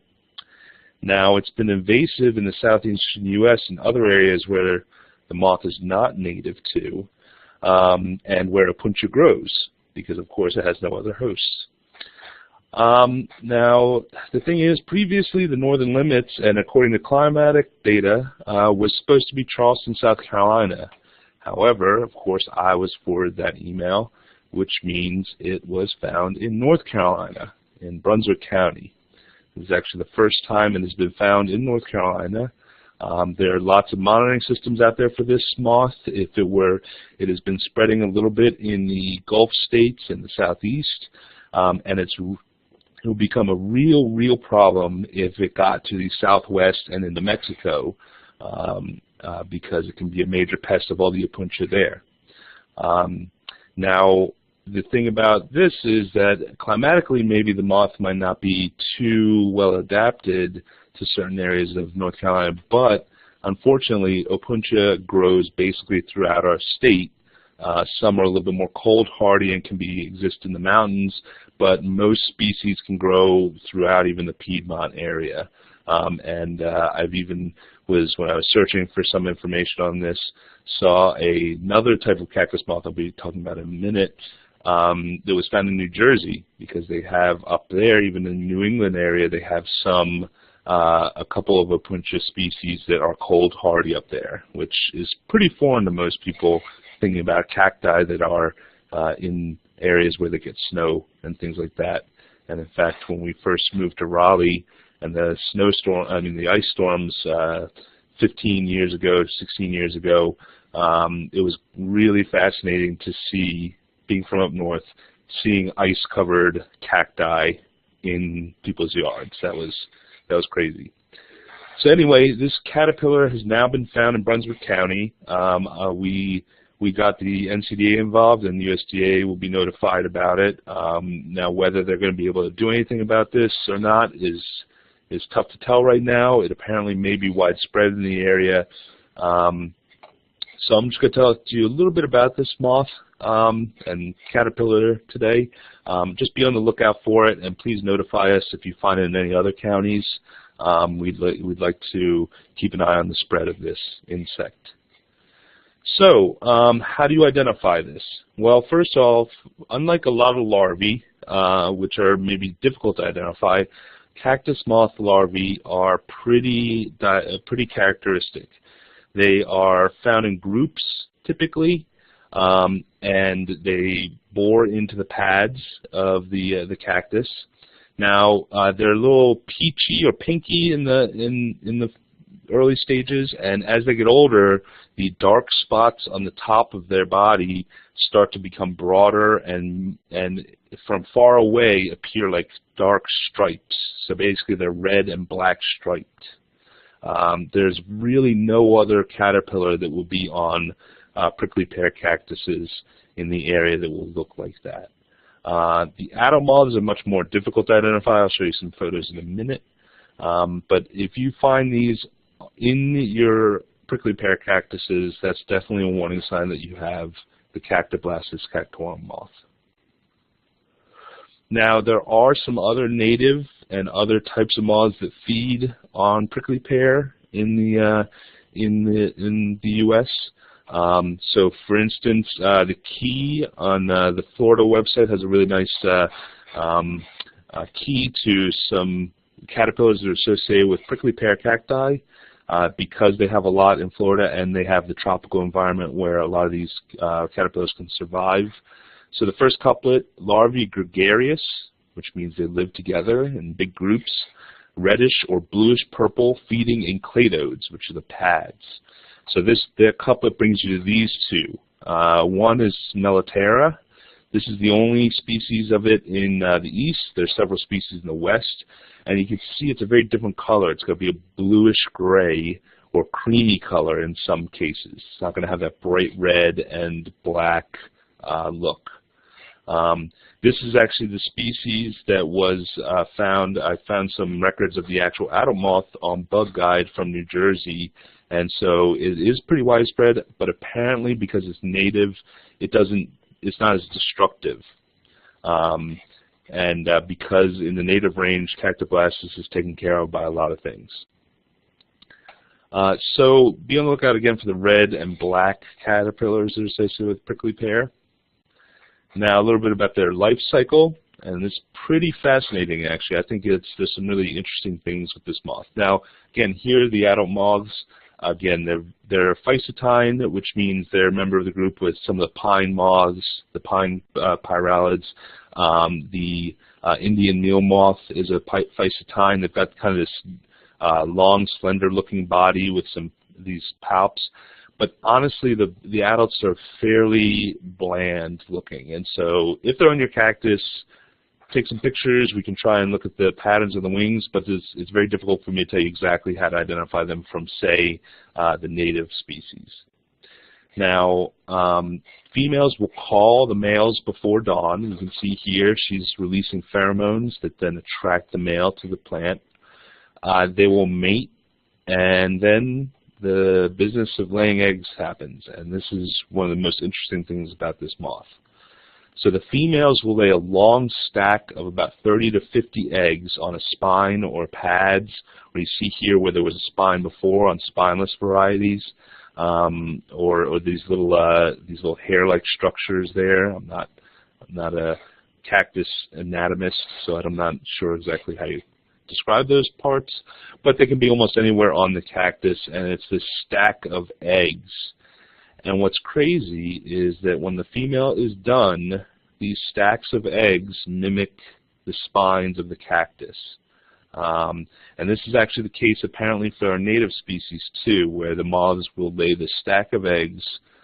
Typically Phycetines will lay kind of a flat group of eggs on a surface, while these obviously it may be evolutionarily advantageous to make them look like spines so that they don't get fed on, say, by certain things.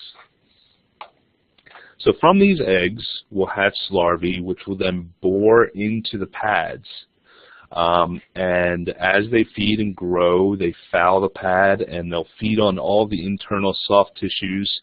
And when the light is shining through the pad, you can see it through because it's basically hollowed out, it's fouled. You'll often get holes, like as described in the email, where exudates, sticky substances will be coming out along with frass. You can fairly easily tell that there's something going on in that pad. And again, cutting it open and finding these pink and black larvae is a good sign that you have prickly pear, Cactoblastis cactorum caterpillars. Now when they're ready to pupate, they exit the pad usually. Sometimes they will pupate in the pad, but usually they exit and go to the base of the plant or near the soil or in little retreats nearby and spin a little cocoon and pupate in that. Now apparently in many areas they have about 2 generations a year, so they will come out in early summer, lay eggs, things like that. The eggs take a couple weeks to develop, and then the larvae feed in the pads for a few weeks, and then they pupate, and then you may have another generation come out in the middle of the summer, end of summer, and then they will overwinter afterward. Now, control of the cactus moth. So unfortunately there's no work done in North Carolina, of course. It's obviously brand new. We just had this come in last week, or 2 weeks ago. No, I think it was last week. In native areas, parasites and parasitoids and predators are effective at controlling populations. So for instance, apparently ants and several types of parasitic wasps control the caterpillars, so they don't cause issues there in their native range.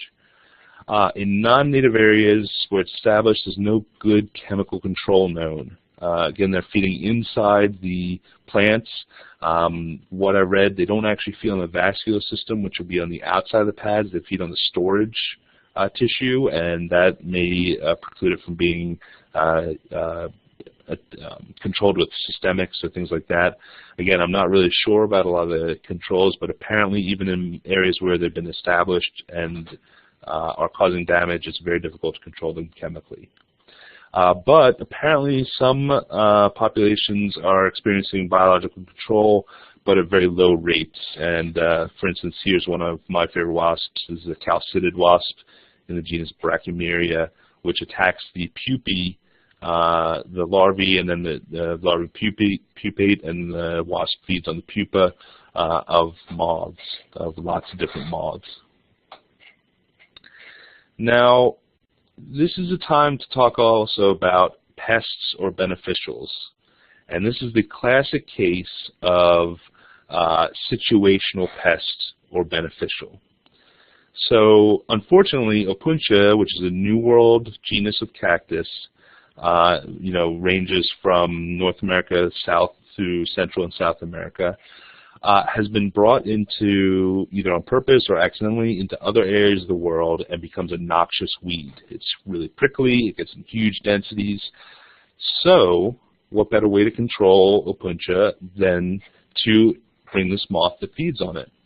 So it has actually been used as a really good biological control of the cactus in Australia, South Africa, Hawaii, the Caribbean, and other areas. In fact, here the Ascension Islands dedicated a stamp to this critter. So they love it in certain areas, but in other areas, especially where there's endangered opuntia and commercially grown opuntia, the things like in Mexican cuisine they're used, and Mike can maybe chime in on how often it's used, and there's, I think, special names for it, but the pads of them are used in food items, and so they're grown commercially as a food product, and thus this is obviously a pest. Chiming in, yes, the pads are of course de-spined and cut into slices and cooked, and even the fruit is also used. I'm not a big fan of either one, especially the fruit, because it's so full of seeds. It's very seedy, but yeah, both are grown, and of course, being adapted to arid climates, it's got a ecological as well as a cultural importance. Yeah, so it's we do not, again, in the restricted native range down in South America, there's a lot of control of these. The opuntia survive, but just like many other critters, once they get out of their native range, they're going to become an issue. Now, I thought this was kind of funny. There are a couple of things in Bunarga. Of course, Australia has the funniest names for things. Bunarga, Queensland.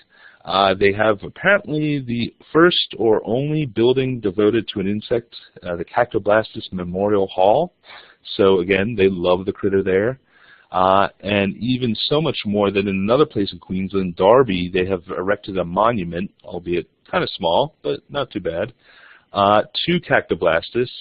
And I love it. It says, in 1925, prickly pear, the greatest example known to man of any noxious plant invasion, infested 50 million acres of land in Queensland, of which 30 million represented complete coverage.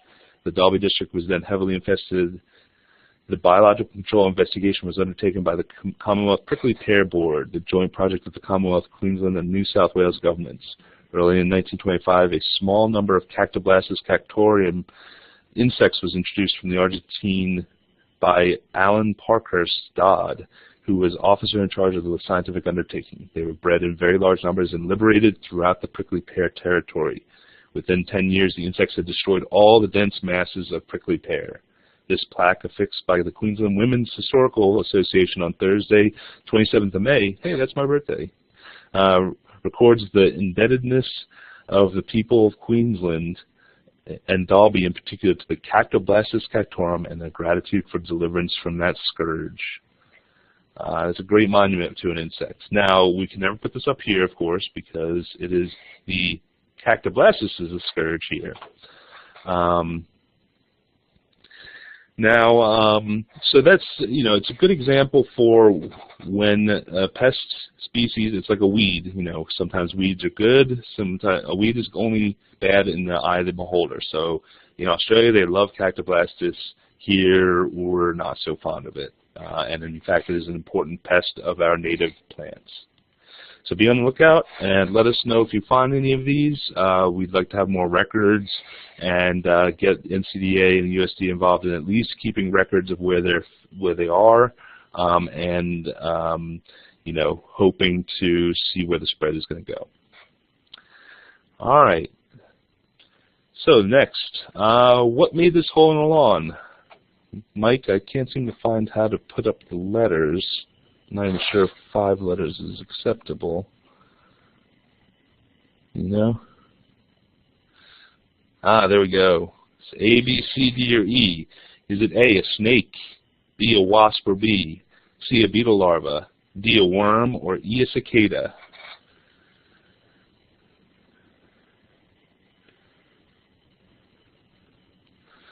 All right, so we got a lot of people answering the chat box. A lot of B's, a couple E's. It's a little small for cicada. A lot of B's. B's, wasp or bee. All right, we got a lot of B's, some E's, a couple A's and C's, no D's, no worms. Okay. How about if I show you this? All right, what is it now?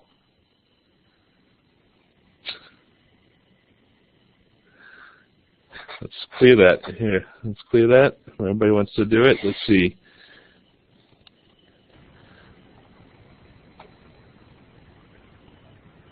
So while people are doing that, Lisa, the question now is for folks on iOS devices, can they do the polling? I'm not sure if they can do the polling or not. I don't know if they can do the chat, and so they could probably do it in a chat if they have that ability to do that. Yeah, I think the chat does work, but I'm not sure about the polling. For those who don't know what we're talking about, the polling is the choice of A, B, C, right where you used to see the check or the X to respond to a yes/no question. That's at the moment been changed to A, B, C, D, E. And a total now of 8 people have used that to answer this question. We're at 9 now, whereas other people were putting it in the chat box. Okay. Mike, can we change it back to the checks or the... Okay, let me publish the... Okay. Oop. Oh, I cleared it. Sorry. So a lot of people now are saying beetle larva, but the real question is, what kind of beetle larva is this? And that is correct, it is beetle larva. But we've actually gotten a couple of pictures and samples of this in recently, and this is one of my favorites. This is baby tiger beetle larva. Now, that's just the surface, literally, scratching the surface. But I want to talk a little bit about tiger beetles today. So, Beauty and the Beast baby. So tiger beetles, they once were their own families, Cicindelidae, but now they've been sunk and they're just another old ground beetle in the family Carabidae. They're predatory as larvae and as adults, voracious predators. They actually chew up their prey and spit digestive fluids on them and then suck out that juice and leave a little ball of undigestible material left over at the end, much like spiders. Adults are often found along waterways and in sunny patches and forest trails. They're very active and fast, very difficult to capture. Now they do have natural enemies like robber flies and very quick predators, but they're very difficult to catch and they're very beautiful, and so a lot of people find it a fun challenge. Some match their substrate, so in some white sandy areas in the sand hills and the coastal areas will have white tiger beetles running around on them. They look very much like the substrate. This one right here is this beautiful blue species I'll mention in a second that actually has a lot of variation in color. Some are nocturnal, like Tetraica species, which I'll talk about in a minute. Now, many of them across the country are rare or threatened, and even on the endangered species lists. They're very localized, say, to one area, so one shoreline or one habitat. Now, larvae are often overlooked because, as we saw, they're in the ground. So first, I'm just going to talk about show a couple of the adults. So this is the most common species we have around here. This is at least in the Piedmont area and wooded areas, places like that. Again, in other areas, you're going to have other species. But the six-spotted tiger beetle, Cicindela sexgutata, right here.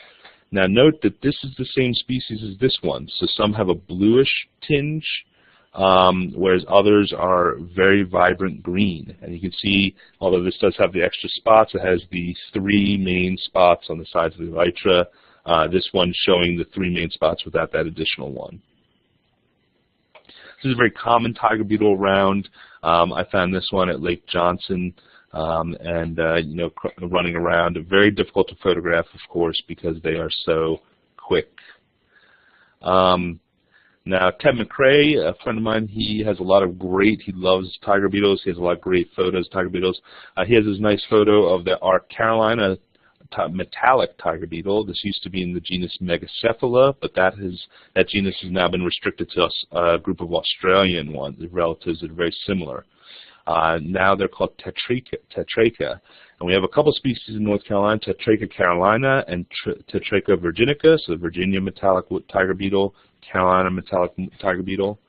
These are very large, nocturnal hunters. You can see they have very large eyes. That's very characteristic of tiger beetles in general. These often are found in pitfall traps or in things like that.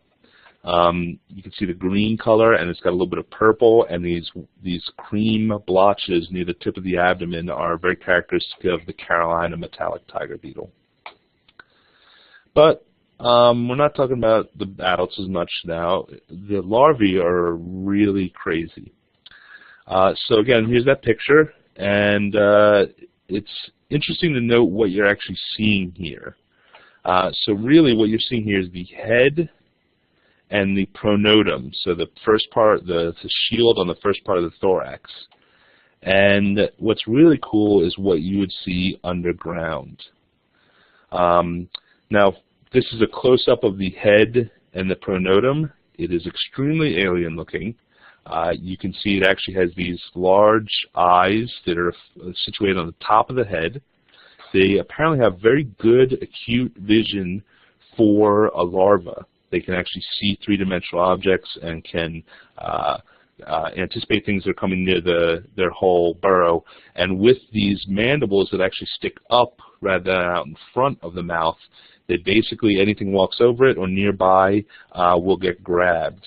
And actually, I'm going to put a link right now in showing a video of these tiger beetles eating some cabbage white butterfly larvae that somebody is kind of putting in near them to watch the action. And they're lightning fast. In fact, with the previous photos we got a video, and when you approach the hole, they will dart down in the burrow extremely fast. And when prey comes, they will dart out, or they'll swing out and capture the prey extremely fast. So in the burrow, this is actually what they look like. So most of the body is worm-like and grub-like, very soft, but the top part, it's got this big jowls that house muscles for the mandibles, and this shield-like part, and so that's the only part that's on the surface. And then the rest of the body goes down, and when they grab prey, they just crawl down to their burrow and eat it. Now, one of the things that's really interesting about them is that on the back, they have developed these hooks so that prey or predators can't pull them out of their burrow. So they'll latch onto the burrow and keep from being pulled out. Now, they're very well adapted to living in these burrows vertically, if you take them out, they're very ungainly. They can't really survive very long outside their burrow. And in fact, this is what they look like outside their burrow.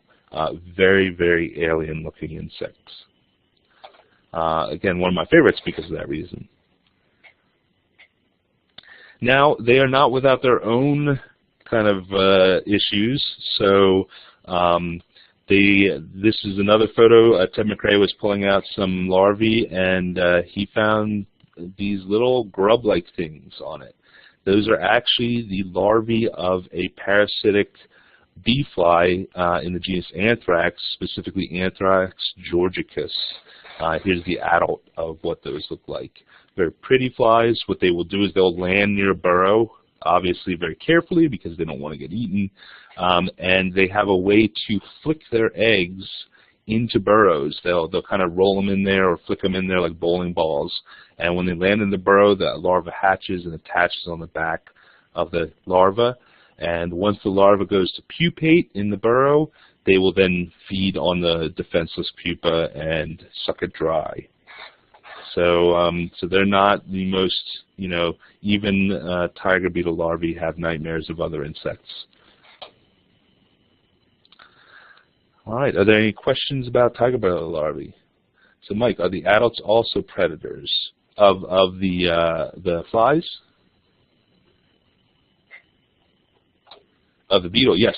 So adults and larvae are both predators, very voracious predators. You can actually see, if we go back, the very large jaws, very large mandibles, and very large eyes used to hunt prey, and they will hunt down prey and grab them, attack them. And I don't know whether they're called tiger beetles because many of them have stripes as well as spots, or it's because they're so fast and voracious predators. So what creates the metallic colors? Oh, well, that's another subject I could probably talk about it after researching, but in insects, there's a lot of metallic colors that are created in different ways, but they're all called structural colors, which means it's not actually a pigment, so it lasts forever. Even fossils of some insects are metallic still, because it's the way that the exoskeleton is formed that it reflects certain types of light. And so even if you move it, they may reflect different types of light, and if you look at it, say, in polarized filters, you sometimes don't see that reflection of that color. And so it could be nutrition. So for the reason that this one's blue versus this one's green, there are microscopic differences in how they're formed. And actually there's a lot of different ways that structural colors occur in the animal kingdom. So again, peacock feathers and anything that's iridescent or metallic usually has some sort of light reflecting structure. That's great. That's a great question. How long do these beetles live? I'm not sure, but I think they live one season. I don't think that they're going to be living longer than that. They basically mate, lay eggs, the larvae burrow into the ground. I think they undergo 3 instars as larvae. Then they pupate underground and start the whole cycle over again. This whole situation probably takes a couple months of the adults living, mating, the larvae developing. Now, of course, with all types of insects, the temperature and other factors can influence how long they take to develop and how long they live. Of course, if an adult tiger beetle gets eaten by a fly, a predatory assassin fly or robber fly, then it's not going to live very long. Great questions. Okay, so that's it for tiger beetles. Oh, what stage overwinters? That I'm not sure, but I assume that it's a pupae. I don't think the adults do. It could be a late instar larva or a pupa. That's common stages that overwinter in beetles, especially, although there are plenty of beetles that overwinter as adults. Okay. Okay, if we're seeing larvae now, are these spring, fall species, or summer? Especially the larger larvae, I would say any of the larvae that have substantial size, as in about 5 millimeters width, they're going to be the mature larvae from earlier in the season. And so we may still be getting a second generation later on this year. Again, it's difficult to tell. There are numerous species in North Carolina. I'm not exactly sure how many, but I would say at least a dozen or more species around. And that's just of the typical ones. There are also those nocturnal ones. And so I think it depends on the species probably. There's actually a really good book. I'd have to find the link, but there's a good book on North American tiger beetles and their identification, geographic range, etc. So if you're interested in tiger beetles, they are a very charismatic group. A lot of even non-entomologists really are attracted to the adults because they're so beautiful. Of course, again, looking at the larvae are not as beautiful, but the adults are very pretty insects, and people like to, like I said, they like the challenge of collecting them, and they just like how they look. And again, with a lot of these metallic insects, they retain that color throughout for hundreds of years, thousands of years, however long that insect is intact, it will retain that color. Okay. So lastly, I'm just going to talk about some bolo. Now, this time of year, it's hard to specify anything in particular with insects because it's very active for lots of insects. So lots of garden pests are now developing into larger sizes, things like hornworms, parsley worms, squash borers. They're either starting off or are well on their way to development. I was actually going to talk about, and I may save this for next time or definitely another time, wasps. There's going to be a lot of social wasps like hornets, yellow jackets, and paper wasps making nests and kind of starting to grow their colonies, but also a lot of solitary wasps. The solitary wasps are the ones I wanted to talk about, including potter wasps and a lot of the mud daubers and things like that. So you'll be seeing them around either collecting nectar or hunting for prey for their young. Now, there are also going to be lots of pollinators, so lots of the flowers open now are going to have a lot of bees. I've seen a lot of honeybees on the clover and bumblebees on the clover, lots of different pollinating insects around. Japanese beetles are well on their way. I've seen a lot this year. They're going to be out on plants, especially rosaceous plants, but all different grapes, all different plants the adults will be mating on and feeding on the leaves. Cicadas are going to start, the annual cicadas, not the periodicals that we had earlier in the year. The annuals are going to start very soon, and then again in August I will probably be talking about a little bit about cicada killer wasps, which are solitary wasps that hunt cicadas. And of course lots and lots and lots more. The fall webworms are going to be coming out soon, and actually we saw fairly early development of some of them this year, so some of the smaller ones are sending us photos. So they're going to be pretty abundant this year, I think. And just lots and lots of insect and other arthropod activity.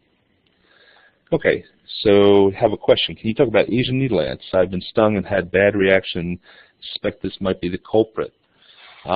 Yes, so Asian needle ants are out and about on most warm parts of the year. Unfortunately, they are now an extremely well-established part of our fauna. They were only just discovered in North Carolina about 10 years ago, maybe. I'm not exactly sure the date, but these are smallish. They're medium-sized, black, long ants, kind of slow. They can nest in all different areas, but usually they're found in kind of natural areas where there's a lot of rotting logs and leaf litter. They are fairly interested in termites, but they're predators in general. Now, I do see a lot of them on sidewalks and driveways and like nearby pools where there's the concrete and sides of pools. They are not aggressive like fire ants, where if you were to open up a colony, they're going to go come pouring out and trying to sting. But unfortunately, because they're so common everywhere where we walk and we hang out, if you were to sit on one with bare skin or lean on one, they will sting. And they do have a very potent sting. Again, they're predators. They use that sting to incapacitate prey. My daughter's been stung by them several times. So basically, the problem is if you have reactions, definitely seek physician's help or medical attention. It can be as severe as anaphylaxis, like a regular bee sting. It can be just a really severe sting. Basically, the area swells up a lot. Or it could be a small sting that then goes away after a couple hours. But just take care when you're outside, especially near wooded areas, and you're kind of on the ground, leaning on the ground, or have a picnic or something like that, because they're not aggressive. They're not going to want to sting you, but as a defense, when they're being squished, they're going to sting. And so it's an unfortunate part of our fauna now, and it's just something to be on the lookout for. Are there any other questions related to insects or other arthropods? Thank you.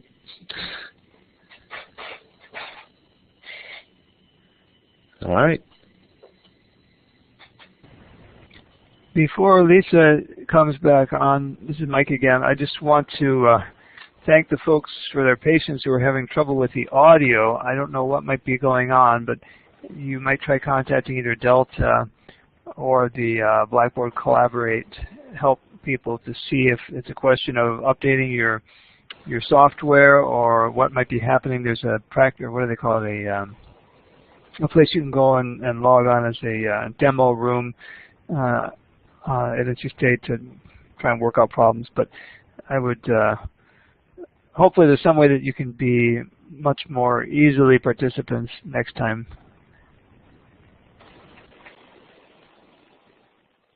Great, thank you. Now,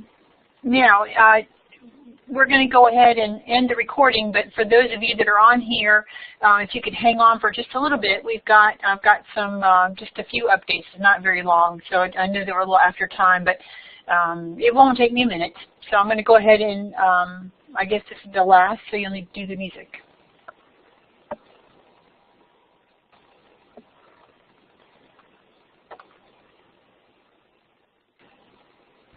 For some reason, the music appears to be rolling, but I don't hear it.